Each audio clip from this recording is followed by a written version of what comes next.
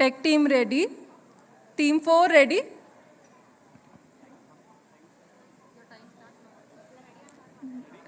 We'll start the timer now.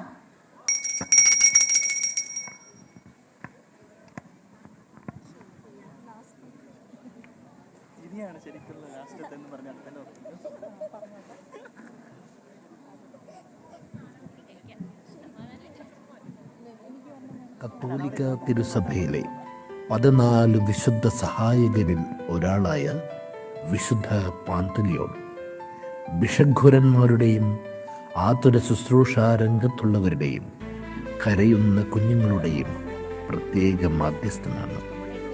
നിരീശ്വരവാദിയായ ഈസ്റ്റോർഗീസിൻ്റെയും തികഞ്ഞ ക്രിസ്തുഭക്തയായ ഇബുലയുടെയും മകനായി AD 275 നിക്കോമേഡിയയിലെ ഒരു ധനിക കുടുംബത്തിൽ ജനിച്ച പാന്തലിയോൺ ക്രിസ്ത്യാനിയായ അമ്മയുടെ പ്രത്യേക ശിക്ഷണത്തിലും പ്രാർത്ഥനാരൂപിയിലും വളർന്നു.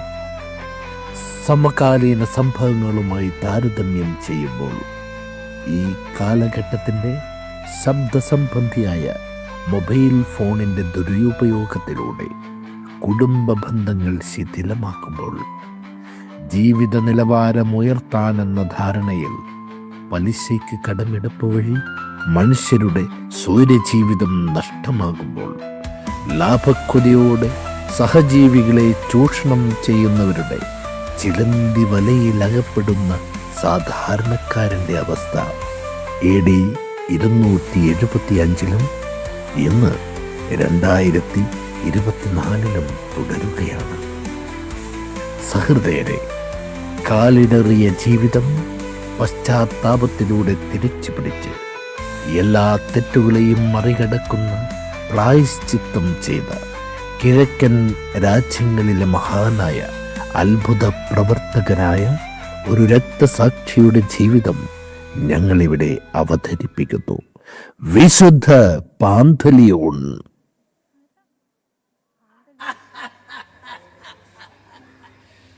ദൈവത്തെ ആരാധിച്ച് സ്വന്തം മകന്റെ ജീവിതം തകർത്തവൻ.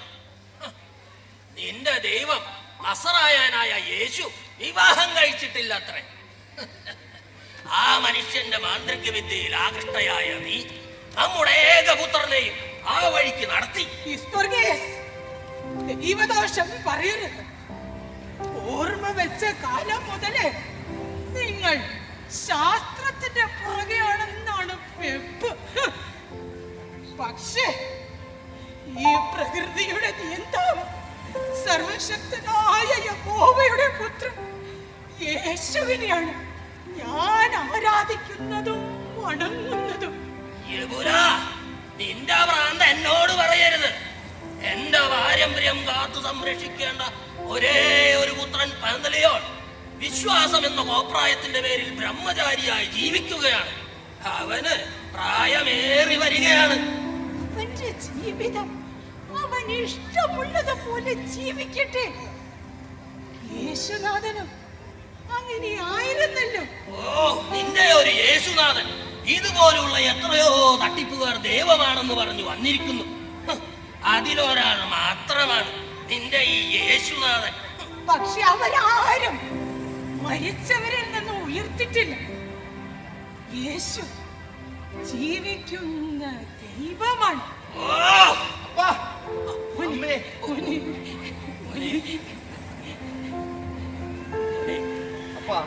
കഴിഞ്ഞ കുറെ ദിവസങ്ങളായി ഞാൻ ഡയക്ലീഷ്യൻ ചക്രവർത്തിയുടെ പത്നിയുടെ ദീനം മാറ്റാനുള്ള ശ്രമത്തിലായിരുന്നല്ലോ. എന്റെ ഔഷധങ്ങളും ചികിത്സാ രീതികളും ഫലം കണ്ടിരിക്കുന്നു. അതേപ്പാ, ചക്രവർത്തി വളരെ സന്തുഷ്ടനാണ്. എന്നെ അദ്ദേഹം കൊട്ടാരത്തിൽ സ്വീകരണം ഒരുക്കിയിരിക്കുകയാണ്. മഹാറാണിയുടെ മാറാരോഗം സൗഖ്യമായതിനു പിന്നിൽ കർത്താവായ യേശു നിന്നിലൂടെ ഒരുക്കി തന്ന അനുഗ്രഹവും ഔഷധവുമാണ്. നിന്റെ ചികിത്സ ഫലം കാണുന്നതിനായി ഞാൻ ദിവസവും പ്രാർത്ഥിക്കുന്നുണ്ട്. തുടങ്ങി അവളുടെ ഒരു ദൈവം. ദൈവമല്ല, ശാസ്ത്രവും ഔഷധവുമാണ് ഇവിടെ വിജയിച്ചത്. പിന്നെ എന്റെ പുന്നാരമോന്റെ കൈപുണ്യവും. അപ്പ ദൈവദോഷം പറയല്ലേ. എന്നേക്കാൾ പ്രഗത്ഭരായ എത്രയോ ഭിഷഗ്വരന്മാർക്ക് സാധിക്കാത്തതാണ് എനിക്ക് സാധിച്ചത്. അത് കർത്താവായ യേശു ക്രിസ്തുവിന്റെ കൃപയും കാരുണ്യവും കൊണ്ട് തന്നെയാണ്. എനിക്ക് കൊട്ടാരത്തിലേക്ക് തിരികെ പോകേണ്ടത്. ഈ ഒരു സന്തോഷ വർത്തമാനം പറയാൻ വേണ്ടി മാത്രമാണ് ഞാൻ ഇങ്ങോട്ട് വന്നത്. നിങ്ങൾ എന്നെ അനുഗ്രഹിക്കും.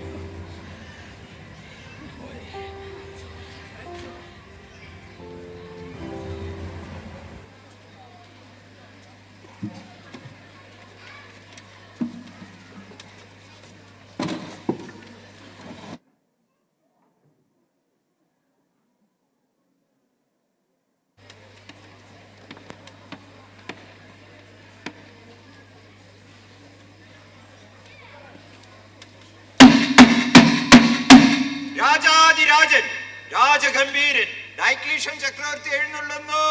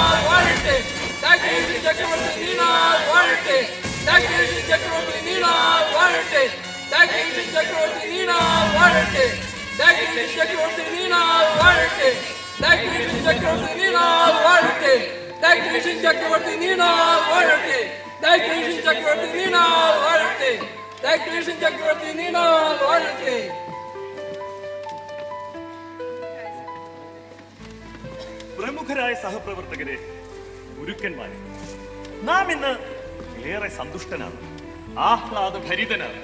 കാരണം നമ്മുടെ പ്രിയപത്നി ആർട്ടിമസ് മഹാറാണിയുടെ ആരോഗ്യവും ജീവനും തിരിച്ചു കിട്ടിയിരിക്കുന്നു. നാനാ രാജ്യങ്ങളിലെ ഭിക്ഷഗുരന്മാർ രാജ്ഞിയെ ചികിത്സിച്ചെങ്കിലും അവരുടെയൊന്നും ഔഷധങ്ങൾ മഹാറാണിയുടെ ദീനം തീർക്കാൻ പോകുന്നതായിരുന്നില്ല.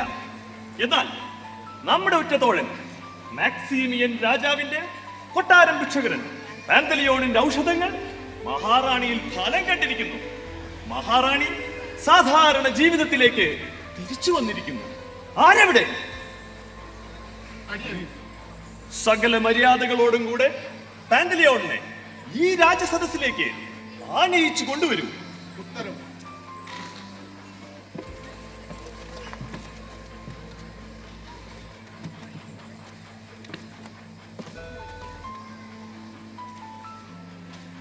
പ്രമുഖ വ്യക്തികളെ, എന്റെ സ്നേഹനിധികളായ പ്രജകളെ, നിങ്ങളെ ഏവരെയും സാക്ഷി നിർത്തി പാന്തലിയോൺ എന്ന ഈ മിടുമിടുക്കനായ ഭിക്ഷകരനെ നമ്മുടെ കൊട്ടാരം ഭിക്ഷകരനായി നാം പ്രഖ്യാപിക്കുന്നു. ആരെവിടെ? കൊട്ടാരം നർത്തകിമാരുടെ പ്രകടനം തുടങ്ങട്ടെ. നമ്മുടെ സാമ്രാജ്യം ഇന്ന് ആനന്ദ നൃത്തത്തിൽ ആറാടട്ടെ.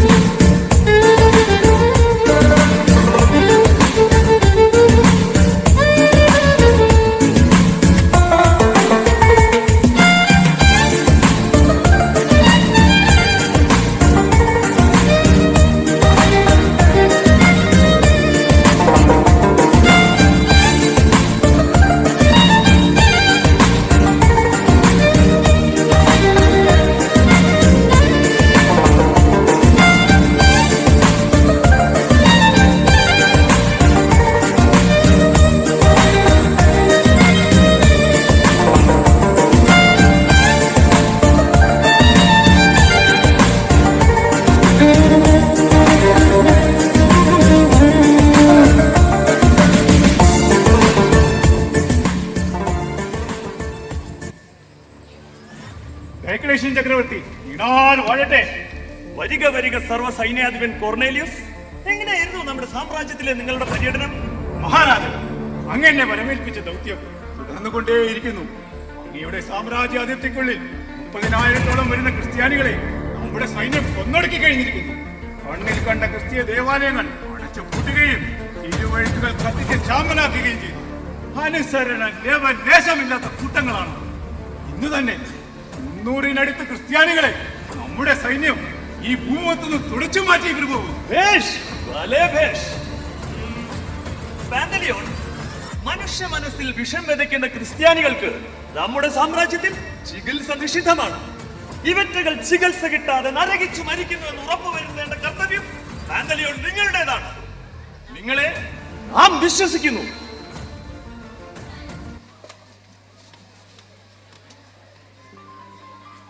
കൊട്ടാരത്തിലെ വഴിപിഴച്ച ജീവിത രീതിയിൽ പാന്തലിയോൺ ആകൃഷ്ടനാകുന്നു. ക്രിസ്തീയ വിശ്വാസവും ഭക്തയായ തൻ്റെ അമ്മയോടുള്ള ആദരവും മനസ്സിനുള്ളിൽ നിറഞ്ഞിരുന്നതിനാൽ ഭാവി ജീവിതം ഏതു വഴി നീങ്ങണമെന്ന ചിന്ത പാന്തലിയോണിൽ അസ്വസ്ഥതയുളവാക്കി.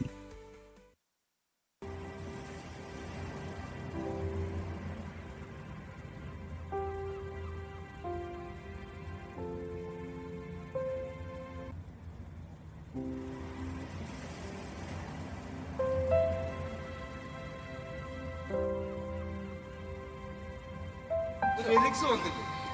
ഇവിടെ ധാരാളം ജോലി കിടക്കുന്നുണ്ടോ? ഫെലിക്സിന്റെ മകന് കൊട്ടാരത്തിൽ ജോലി കിട്ടി. അതുമായി ബന്ധപ്പെട്ട് ചില കാര്യങ്ങൾ ഉള്ളതിനാൽ അല്പം വൈകുമെന്ന് പറഞ്ഞിരുന്നു. ആ, ഫെലിക്സ് എന്തു പറ്റി? ഗുരു, ഇതെന്റെ മകൻ ലൂയിസ്. ഇവന് കൊട്ടാരത്തിൽ മേൽനോട്ടക്കാരെ ജോലി കിട്ടി. കുറച്ച് വസ്ത്രങ്ങളും മറ്റും വാങ്ങിക്കാൻ കുറച്ച് പണം ആവശ്യമായിരുന്നു. എങ്ങും ശരിയായില്ല. കുറച്ച് പണം സഹായിക്കുമോ?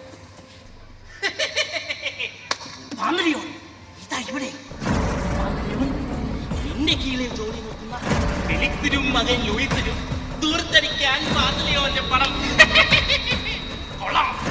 ഇതിലൊന്നും ചൂഷണമില്ല. അവർ കടമായി ചോദിക്കും, പണം കയ്യിൽ വരുമ്പോ തിരികെ തരുമല്ലോ. തിരികെ തരുമല്ലോ. ഫെലിക്സ് നിന്റെ കയ്യിൽ നിന്ന് ഇതിനു മുമ്പ് എത്രയോ പണം കടമാക്കിയിരിക്കുന്നു. അല്പം പോലും തിരികെ തന്നില്ലല്ലോ. ഇല്ല, പാന്തലിയോൻ തരില്ല. അത് പ്രാരാബ്ദം കൊണ്ടല്ലേ. തരും, തരാതിരിക്കില്ല. തരും. പാന്തലിയോൻ, നീ നിന്റെ നിലയും വിലയും കളഞ്ഞു കൊടുക്കരുത്. അവനും കുടുംബത്തിനും ദൂർത്തടിക്കാനാണ് ഈ പണം. ഈ പണം കൊടുത്തോളൂ, പക്ഷേ തക്കതായ പലിശ കൃത്യമായി വാങ്ങണം. എന്നാലേ മുതൽ തിരിച്ചു തരേണ്ടതെന്ന ചിന്ത അവർക്കുണ്ടാകുകയുള്ളൂ. നീ അവരെ സഹായിക്കും, പലിശ ഈടാക്കും. അപ്പോ അവർക്ക് ബഹുമാനം വർദ്ധിക്കും.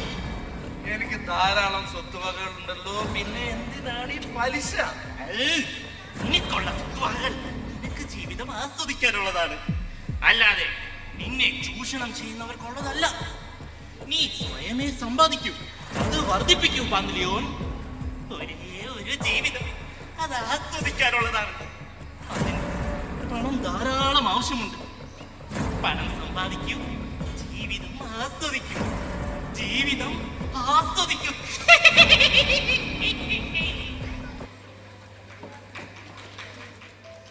ഫെലിക്സ്, ഇതിനു മുൻപ് താൻ എന്റെ കയ്യിൽ നിന്നും എത്ര പണം കടം വാങ്ങിയെന്ന് വല്ല ബോധ്യമുണ്ടോ? ബോധ്യമുണ്ടല്ലോ. എന്നാ ഇപ്പോഴുള്ള ആവശ്യത്തിലുള്ള പണവും ഞാൻ തരാം. പക്ഷെ ഇതുവരെ വാങ്ങിയതിനും ഇനി വാങ്ങാനിരിക്കുന്നതിനും എനിക്ക് ഈട് തരണം. എല്ലാ 30 ദിവസം കൂടുമ്പോഴും കൃത്യമായി പലിശ തരികയും വേണം. സമ്മതമാണോ? സമ്മതമാണ്. അപ്പോ പണയ വസ്തുവായി വീടും പുരയിടവും എനിക്ക് എഴുതി തരണം. പലിശ തെറ്റിയാൽ കൂട്ടുപലിശയാകും. പിന്നെ പലിശയും മുതലും കൂട്ടുപലിശയും എല്ലാം ചേർത്ത് തുക വലുതായാൽ ആ വസ്തു എന്റേതായി മാറും. എന്തു പറയുന്നു? അങ്ങനൊന്നും സംഭവിക്കില്ല. എനിക്ക് മകന് ജോലി ഉണ്ടല്ലോ, എല്ലാം കൃത്യമായി തന്നുകൊള്ളാം. ഞാൻ പറഞ്ഞെന്നേ ഉള്ളൂ. പിന്നെ പാന്തലിയോൺ ക്രൂരത കാണിച്ചെന്ന് പറഞ്ഞു നടത്തി. സെൽസസ്,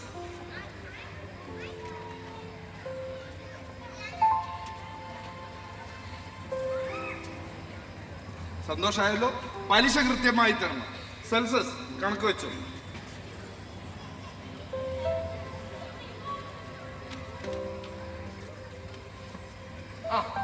എല്ലാവരും ശ്രദ്ധിക്കുവില്ല.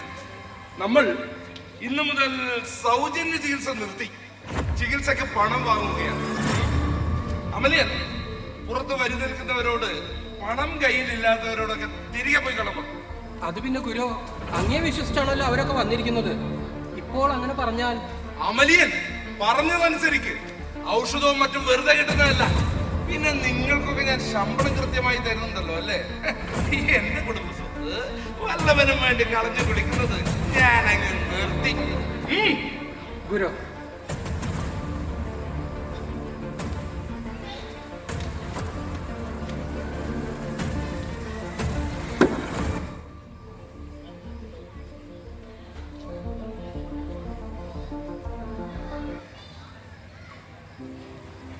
സെൽസസ്, പലിശ തരാനുള്ള എല്ലാവരുടെയും കയ്യിൽ നിന്നും അത് ഈടാക്കി കണക്ക് കൃത്യമായി വെക്കുന്നുണ്ടല്ലോ അല്ലേ? എല്ലാം കൃത്യമായി ചെയ്യുന്നുണ്ട്. ഇന്നലെ വരെ എത്ര പേരുടെ സ്വത്തുവകകൾ നമ്മുടെ സമ്പാദ്യത്തിലേക്ക് ചേർന്നു? 13 പേരുടെ സ്വത്തുവകകൾ കണ്ടുകെട്ടി. അവരെയൊക്കെ അവിടെ നിന്നും പുറത്താക്കിയല്ലോ അല്ലേ? അല്ല, ആ ഫെലിക്സ് ഈടെയായി ജോലിക്കൊന്നും വരുന്നില്ലല്ലോ. അവൻ പലിശ കൃത്യമായി തരുന്നുണ്ടല്ലോ അല്ലേ? പിന്നെ ഗുരു, ഈ ഫെലിക്സിന്റെ മകന്റെ കൊട്ടാരത്തിലെ ജോലി നഷ്ടപ്പെട്ടു. പിന്നെ ഈയിടെയായി അയാളുടെ ഭാര്യയ്ക്കും അത്ര സുഖം പോലെ. എല്ലാം കൂടെ ആയപ്പോൾ അയാൾ ഇത്തിരി സാമ്പത്തിക ഞെരുക്കത്തിലാണ്. പലിശയും കൂട്ടുപലിശയും എല്ലാം ചേർന്ന് തുക വളരെ വലുതാണ്. ഓ, അപ്പൊ അങ്ങനെ. അപ്പൊ പിന്നെ ഒന്നും നോക്കണ്ട. ഫെലിക്സിന്റെ സ്വത്തുവകകളും നമ്മുടെ സമ്പാദ്യത്തിലേക്കൊക്കെ ചേരട്ടെ.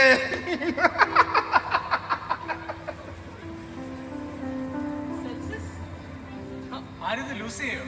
മോളെ അത്തീന, അമലിയൻ വന്നില്ലേ? അമലിയനെ ഗുരു ഒരു കാര്യം ഏൽപ്പിച്ച് പുറത്തു പോയി. പെട്ടെന്ന് തോന്നി.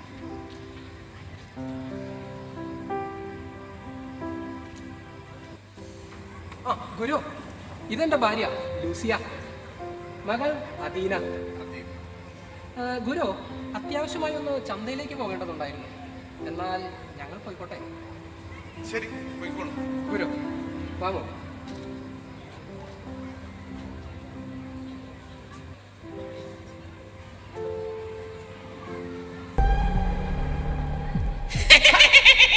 പാന്തലിയോൻ, നീ ആളും മിടുക്കനാണല്ലോ.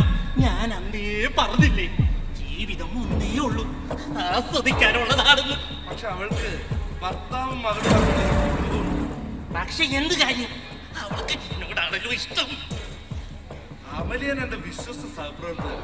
പിന്നെ കുടുംബിനിയെ പ്രാപിക്കുന്നു. പാപമോ? എന്താ പാന്തലിയോൻ, ഇതിലൊക്കെ എന്ത് പാപമിരിക്കുന്നു? ഇഷ്ടപ്പെട്ടവർ ചേരുന്നോടത്ത് പൊതുസംഗീതം ഉണരും. ഈ ലോകത്ത് സർവ്വസാധാരണമായി കാണുന്ന പ്രക്രിയയാണിത്. പിന്നെ ആ അമലിയൻ, അവനൊരു പൊട്ടനാണ്, കഴിവില്ലാത്ത പൊട്ടൻ. പക്ഷെ ഞാനിതെങ്ങനെ അവളോട് അവതരിപ്പിക്കും? നീ അവളോട് സംസാരിക്കും. പിന്നെ ഈ സ്ത്രീകളുടെ ബലഹീനതയിൽ പിടിച്ചങ്ങ് കയറണം.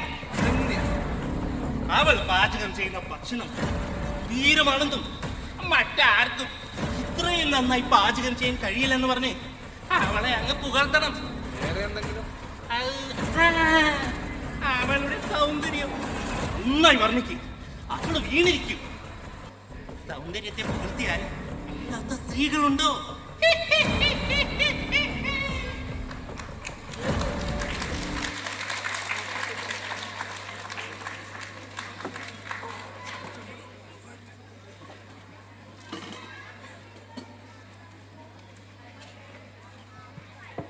അമലിയൻ, അമലിയൻ, ഗുരു, ആ അമലിയൻ, ഇന്ന് ഫെലിക്സിന്റെ വീടും പുരയിടവും കണ്ടുകെട്ടുകയാണ്. കച്ചവടത്തിൽ മുഖം നോക്കേണ്ടതില്ല. ഫെലിക്സിനെയും കുടുംബത്തെയും അവിടെ നിന്നും പുറത്താക്കുന്ന നടപടിയിൽ ഇവരെ സഹായിക്കേണ്ടത് അമലിയന്റെ ഉത്തരവാദിത്വം. അമലിയൻ, പോയിക്കോളൂ. ഗുരു,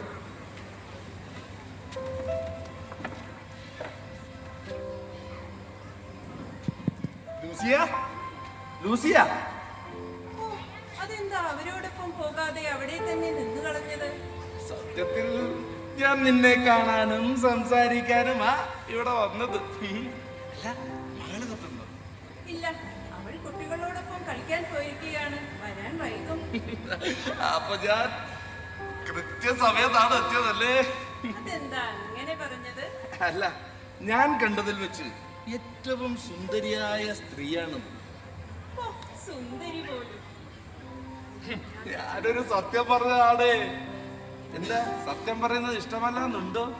അങ്ങനെയല്ല, അങ്ങ് കുറെ സുന്ദരിമാരെ കണ്ടിട്ടുണ്ടോ?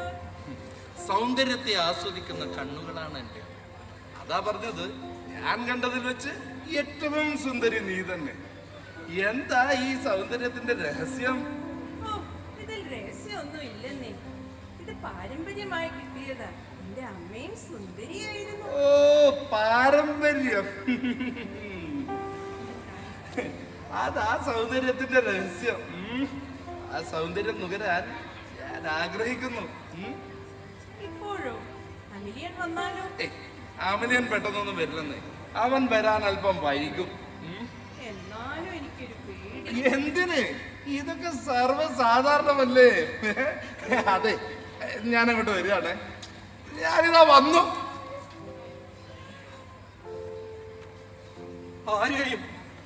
ആരെയും വിശ്വസിക്കാനാകാത്ത അവസ്ഥ. സത്യത്തിൽ ഞാൻ എന്തിനാണ് ഇപ്പോൾ ഇങ്ങോട്ട് വന്നത്?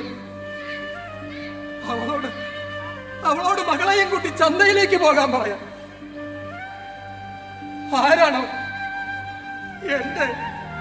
എന്റെ മകളുടെ അമ്മ. ഇതാണോ അവൾ? ഞാൻ സ്നേഹിച്ചിരുന്ന എന്റെ ഭാര്യ. മറ്റേയാൾ എന്റെ ഗുരു, എന്നെ വൈദ്യം പഠിപ്പിച്ചിരുന്നയാൾ, എന്റെ സ്നേഹിതൻ. എന്നാലും അയാൾ എന്നോട്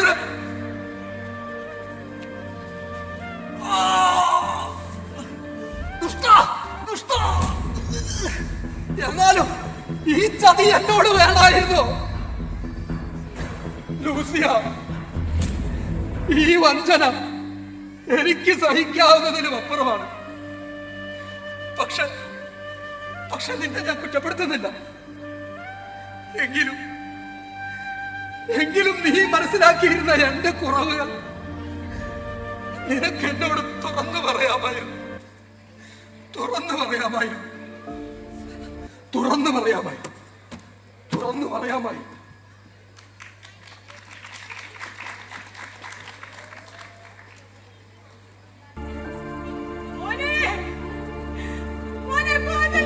അമ്മേ, അമ്മേ, അമ്മേ,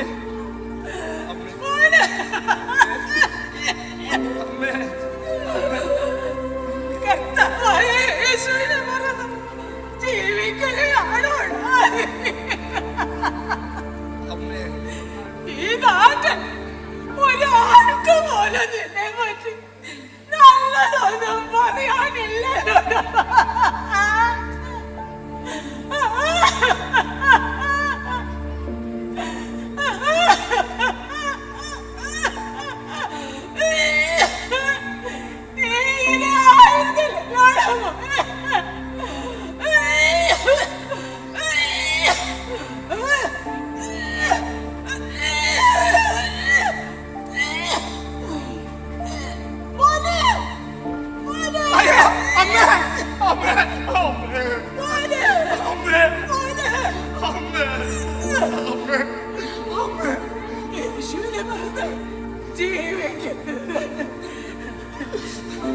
സഹജീവികളോടുള്ള കരുണ നിന്നെ മാറ്റിയോടാ.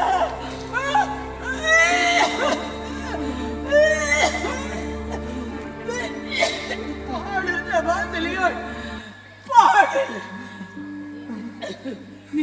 നീ തിരിച്ചു വരണം. കരുണയും സ്നേഹവും യേശുവിൽ വിശ്വസിക്കുന്നു. ക്രിസ്ത്യാനിയായ എന്റെ മോൻ തിരിച്ചു വരണം.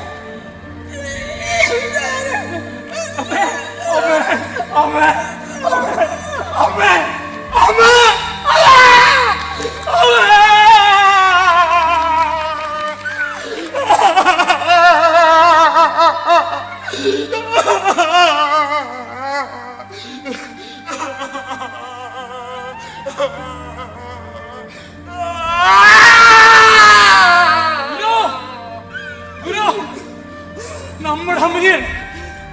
നമ്മുടെ അമലിയൻ വീട്ടുപറമ്പിലെ മരത്തിൽ കെട്ടിത്തൂങ്ങി മരിച്ചു. എന്താ പറഞ്ഞത്?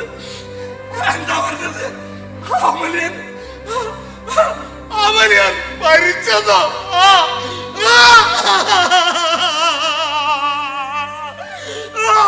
തീർന്നില്ല. സ്വത്തുവകൾ നഷ്ടപ്പെട്ട് വഴിയാധാരനായ ഫെലിക്സിന്റെ മാനസിക നില തെറ്റി. അയാൾ ഒരു മുഴു ഭ്രാന്തനായിരിക്കുന്നു. അയാൾ അയാളുടെ മകൻ ലൂയിസിനെ വെട്ടി പരിക്കേൽപ്പിച്ചു. ലൂയിസ് മരണാസന്നനാണ്. എല്ലാറ്റിനും കാരണം നീയാണ് പാന്തലിയോ. നീയാണ് നീയാണ് നീയാണ് ഫെലിക്സിന് എന്ത് പറ്റി?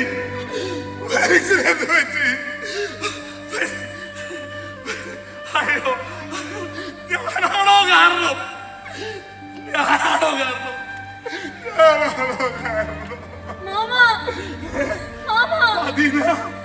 എന്റെ അപ്പൻ മരിച്ചു പോയി മാമ.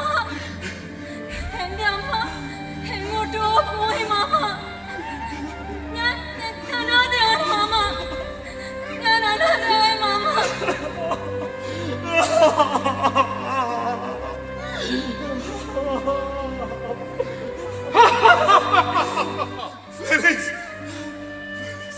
മതിയായില്ലേ പണം കൂടുമല്ലേ? പണം എത്ര വേണം? ഒരു ചാക്കോട്, ഒരു കുന്തളം പണം വേണമല്ലേ? പണം മതിയായില്ലേ? മതിയായില്ലേ? മതിയായില്ലേ? മതിയായില്ലേ? മതിയായില്ലേ? ഗുരു, ഞാൻ എന്റെ വഴി തിരഞ്ഞെടുത്തു. എന്നെ പോലുള്ളവർ ഈ ലോകത്തിനൊരു ഭാരമാണ്. പക്ഷേ എന്റെ മകൾ അനാഥയായി. നീ കാരണം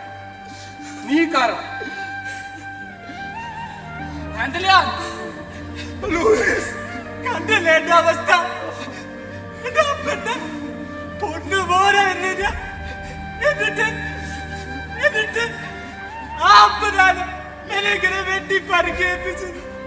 നീയാണ് അതിന് കാരണം.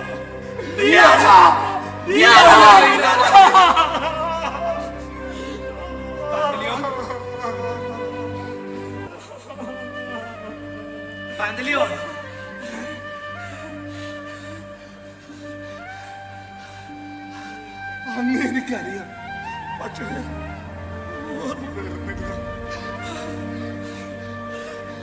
ഈ മുറിവുകളിൽ മരുന്ന് പുരട്ടെ. അങ്ങാരാണ്? പറയൂ, ആരാണ്? എന്നെ നിനക്ക് നന്നായി അറിയാം പാന്തലിയോൻ. ഞാൻ നീ വിശ്വസിച്ചിരുന്ന യേശുവാണ്. അയ്യോ ഈശോയെ, ഈശോയെ!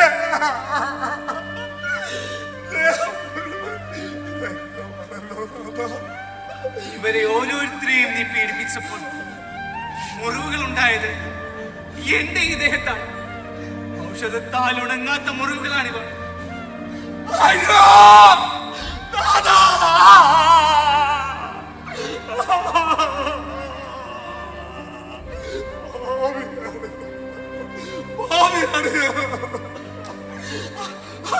അങ്ങേക്കെതിരായി പാപം ചെയ്തു.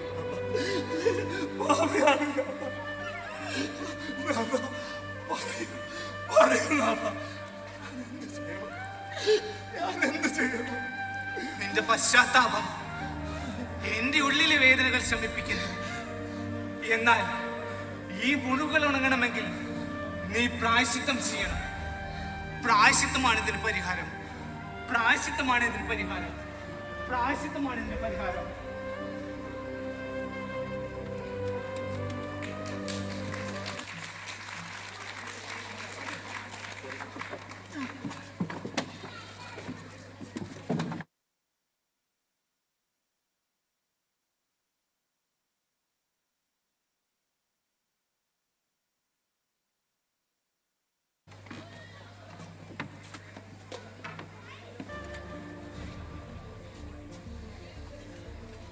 അങ്ങ് എന്തിനാണ് ഇത്രയും അസ്വസ്ഥനായിരിക്കുന്നത്?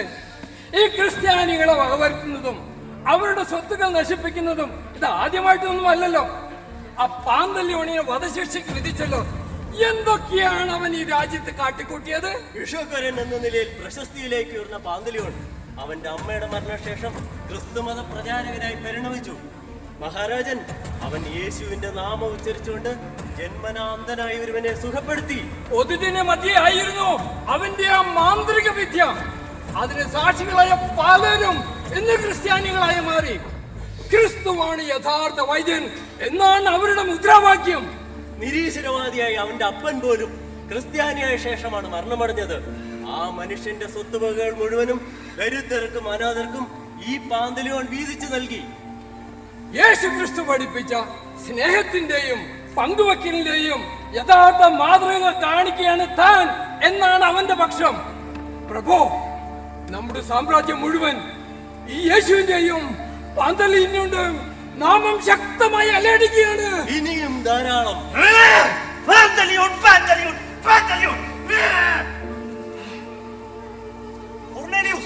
പറയൂ, അവന്റെ കഥ കഴിഞ്ഞോ? മഹാരാജൻ, അങ്ങനോട് ക്ഷമിക്കണം. കൊടിയ പീഡനങ്ങൾ ഏൽപ്പിച്ചിട്ടും അവൻ അതെല്ലാം അതിജീവിക്കുകയാണ്. അവനെ ഞങ്ങൾ കലവറയിലെ തീക്കുണ്ടത്തിലെറിഞ്ഞു. എന്നാൽ ഞങ്ങൾ അറിയാത്ത മറ്റൊരാൾ അവനോടൊപ്പം തീയിൽ വീഴുകയും തീ അണയുകയും ചെയ്തു.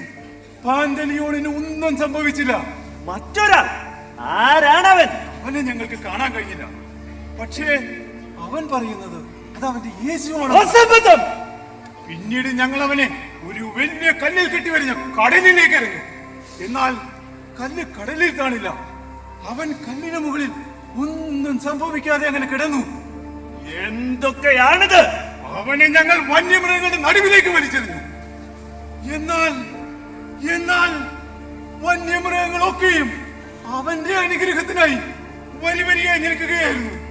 പിന്നെയും പലതും. മതി, നിർത്ത്. അവനെ ഇവിടെ ഹാജരാക്കൂ.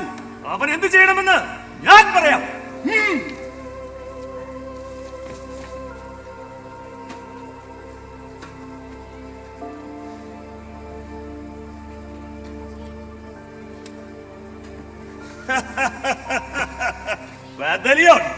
നീയും നിന്റെ ഒരു ക്രിസ്തുവും രോഗികൾക്ക് ചികിത്സ നൽകി പണവും പ്രശസ്തിയും നേടുന്നതിന് പകരം നീ നമ്മുടെ റോമാ സാമ്രാജ്യത്തിന്റെ മണ്ണിൽ ചെപ്പടി വിദ്യകൾ കാണിച്ച് നമ്മുടെ പ്രജകളെ വഴിതെറ്റിച്ചിരിക്കുന്നു. ഞാൻ എന്റെ നാഥനായ ക്രിസ്തുവിന്റെ വചനമാണ് പ്രഘോഷിക്കുന്നത്. ക്രിസ്തീയത എന്നത് തന്നെ അന്ധവിശ്വാസമാണ്. ധാരാളം പേർ നിന്നെ വിശ്വസിച്ച് അന്ധവിശ്വാസത്തിന്റെ കൊടുമുടിയായ ക്രിസ്തുമതം സ്വീകരിച്ച് ജീവൻ വെടിഞ്ഞിരിക്കുന്നു. നമ്മുടെ സാമ്രാജ്യത്തിൽ മതപരിവർത്തനത്തിനുള്ള അവകാശമില്ലെന്ന് അറിഞ്ഞുകൂടെ? വചനത്തിലൂടെ പ്രകൃതിയും ജീവജാലങ്ങളെയും സൃഷ്ടിച്ച സർവശക്തനായ കർത്താവ് എന്റെ യേശുനാഥൻ. ഭൂമിയിലെ അതിരുകളും വരമ്പുകളും നിങ്ങൾക്കുള്ളതാണ്, സൃഷ്ടാവിനതില്ല. ഇതെന്റെ മണ്ണാണ്, എന്റെ കർത്താവാണ് അതിനുടിയോൻ. ഇവിടെ മതപരിവർത്തനം പാടില്ലെന്ന് ആജ്ഞാപിക്കാൻ ഹേ മനുഷ്യ ഞാൻ രക്ഷയുടെ സുവിശേഷമാണ് പറയുന്നത്. ഭരണാധികാരികളുടെ മതഭ്രാന്തിനെതിരെ മരണം വരെ ഞാൻ പോരാടും. ഈ രാജ്യത്തെ ക്രിസ്ത്യാനികളും ഇവിടുത്തെ പൗരന്മാരാണ്. അവർക്ക് അവരുടെ മതത്തിൽ വിശ്വസിക്കാനുള്ള സ്വാതന്ത്ര്യമുണ്ട്. കേട്ടില്ലേ അവന്റെ അധിക പ്രസംഗം?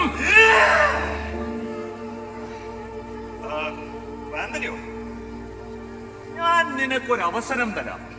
റോമാ നഗരത്തിലെ പ്രജകൾക്ക് മുമ്പിൽ നിന്റെ മരപ്പണിക്കാരനായ യേശുവിനെ നീ തള്ളി പറയാൻ തയ്യാറായാൽ നിന്നോട് നാം ക്ഷമിക്കാം. നിർത്ത്. നീ പിച്ച തരുന്ന ആയുസിനേക്കാൾ മേൽ മരിക്കാൻ ഞാൻ ആഗ്രഹിക്കുന്നു. ജീവിതം കൊണ്ട് മാത്രമല്ല, മരണം കൊണ്ടും എന്റെ നാഥനെ പ്രഘോഷിക്കാൻ. ഈ നികൃഷ്ട ജീവിയെ മർദ്ദിച്ച് അവസാനാക്കൂ.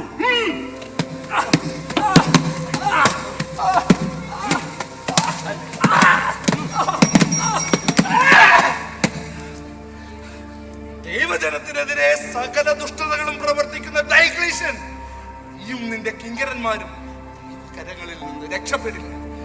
ഞങ്ങൾ പീഡനമേൽക്കുന്നത് സ്നേഹവും കരുണയും മുഖമുദ്രയാക്കിയ ക്രിസ്തുനാഥന് വേണ്ടി. എനിക്കൊരു കാര്യം അറിയിക്കേണ്ടതുണ്ട്.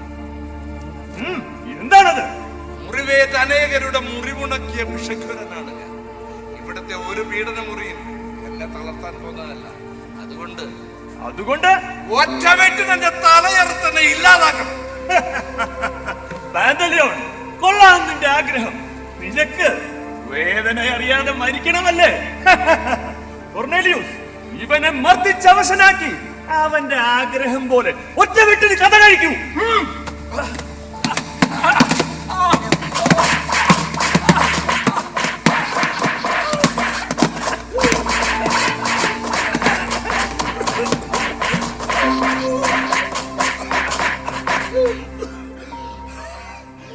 പാന്തലിയോൺ, നിനക്ക് ജീവിക്കാൻ കൊതി തോന്നുന്നുണ്ടോ? ശാപിക്കപ്പെട്ട നീചന്മാരെ, ഈ ജീവിതത്തിൽ നിന്ന് നിങ്ങൾ എന്നെ പുറത്താക്കുന്നു.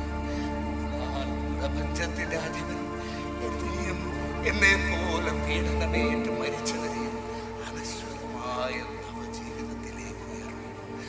അവിടുത്തെ രാജ്യത്തിന് വേണ്ടിയാണ് ഞാൻ. നിനക്ക് അവസാനമായി മറ്റെന്തെങ്കിലും പറയാനുണ്ടോ? ഉണ്ട്.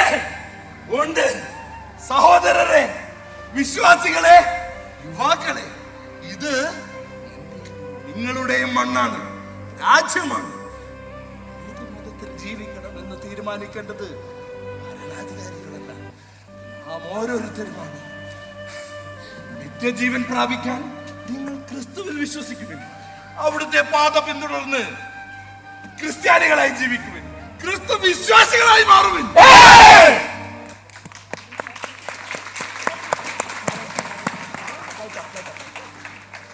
അവിടെ നിന്നും കൊലക്കളത്തിലേക്ക് നയിക്കപ്പെട്ട പാന്തലിയോൺ വാളിനാൽ തലയറുക്കപ്പെട്ട് നെത്തീവയിലേക്ക് ഉയർത്തപ്പെട്ടു. പാന്തലിയോണിൻ്റെ ജീവിതയാത്ര അവിടെ അവസാനിച്ചെങ്കിലും യേശുവിനോടുള്ള ഭക്തിയാൽ രക്തസാക്ഷിത്വം വരിച്ചുകൊണ്ട് ലോകജനത്തിനു മുഴുവനും തൻ്റെ മരണത്താൽ ശ്രേഷ്ഠതയുടെ മാതൃകയും ധീരതയുടെ സ്മാരകവും നൽകി ആ പാപങ്ങളുടെ ബിഷഘുരൻ